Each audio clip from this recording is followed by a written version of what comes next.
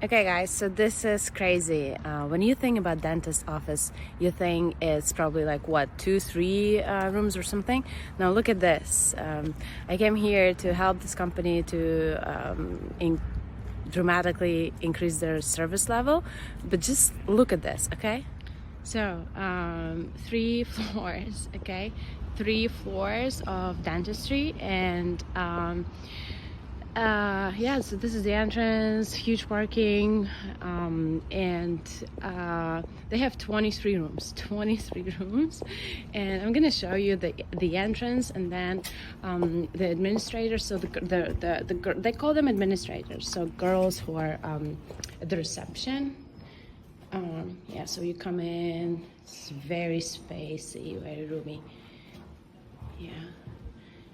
And then on this floor, they would have 4 girls, 4 receptionists, and then on the second floor, they would have 4 as well. And then they have kids clinic up there, and they have, I guess, 4 receptionists over there as well. Yeah, very cool.